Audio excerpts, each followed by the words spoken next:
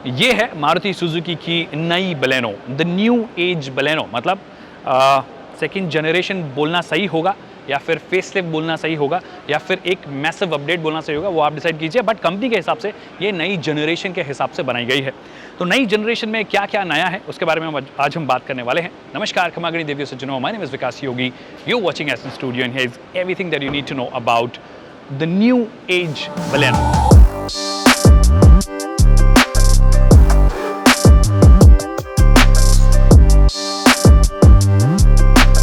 New age Baleno में of course सबसे पहली चीज़, कोई भी जब नई जनरेशन या अपडेट की जाती है तो उसमें फेसलिफ्ट भी लाया जाता है, तो उसमें डिज़ाइन चेंजेस किए जाते हैं। तो क्या डिज़ाइन चेंजेस हैं वो आपको सीधे तौर पे नज़र आ रहे होंगे कि ओवरऑल सिलोवेट तो गाड़ी की वैसी है जैसे कि पुरानी वाली गाड़ी हुआ करती थी, बट बहुत सारे चेंजेस किए गए हैं जो कि इसे थोड़ा और शार्प बनाते हैं इन टर्म्स ऑफ डिज़ाइन या स्पोर्टी बनाते हैं।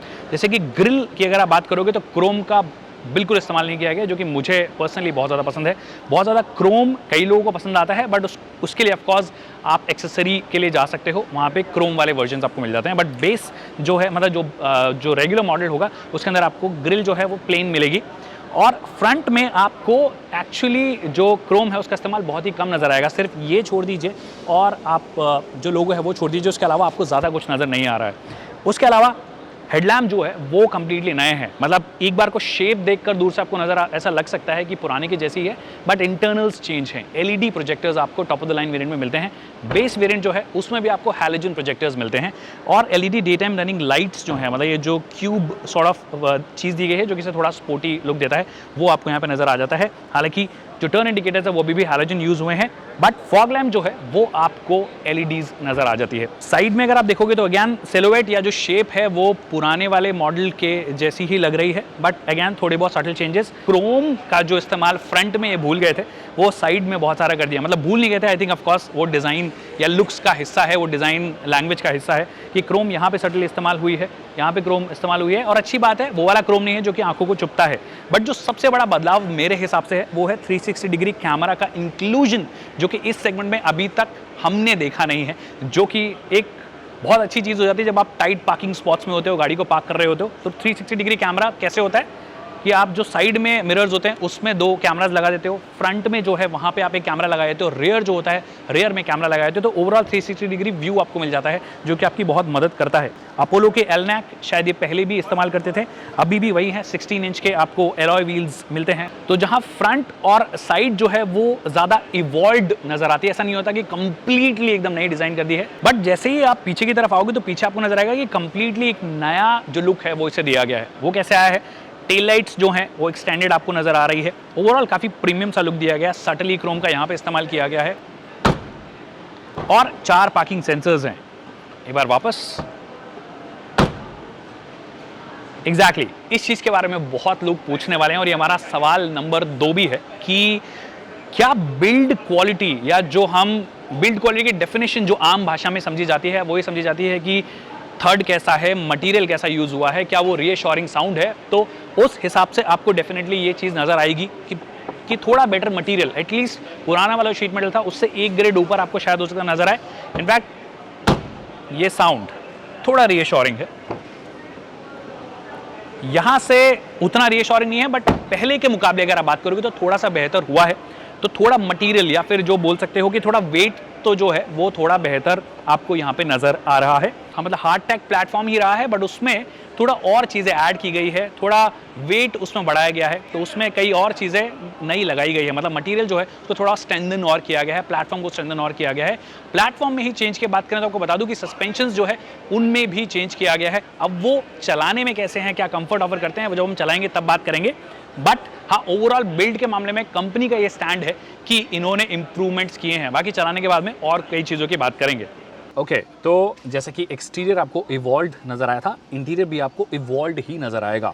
मतलब पुराने वाले बिट्स भी रखे गए हैं प्लस नए भी दिए गए हैं। जैसे कि ये वाला पार्ट जो है वो ग्लॉसी दे दिया गया है, बट डिज़ाइन मुझे अभी भी थोड़ा सा बिजी लगता है। हो सकता है कई लोगों को थोड़ी सी शार्प डिज़ाइन पसंद आती है, उनको पसंद आ जाए, बट मुझे कंपैरेटिवली थोड़ा सा बिजी लग रहा है। उसके अलावा पहली बार मारुति सुजुकी के इतिहास में हम कोई गाड़ी देख रहे हैं जिसमें 9 इंच का टच स्क्रीन आपको ऑफर किया गया है।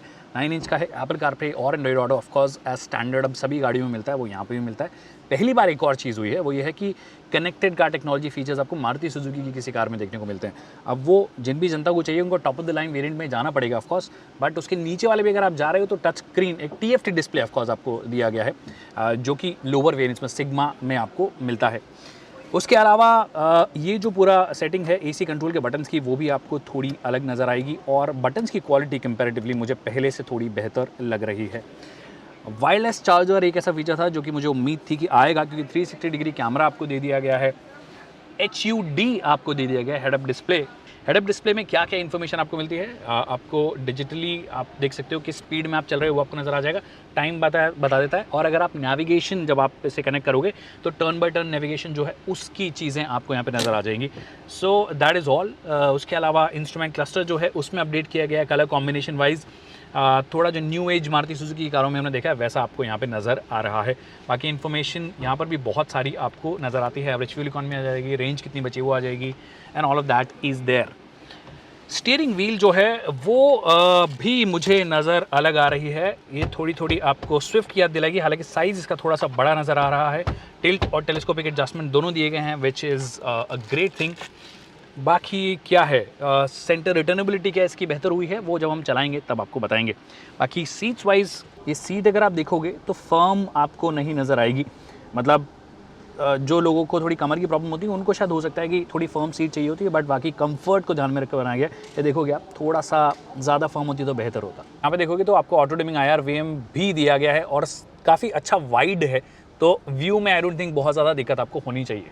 और राइट, तो पीछे की सीट में पहले भी मतलब स्पेस वाइज कोई दिक्कत नहीं थी, वो सेम आपको यहाँ पे भी नज़र आएगी। आगे की जो सीट है वो 5'9" के हिसाब से एडजस्टेड है, and I am not a tall person, I am about 5'6", तो उसके हिसाब से नी रूम आपको मिल जाता है अच्छा, लेग रूम आपको अच्छा मिल जाता है।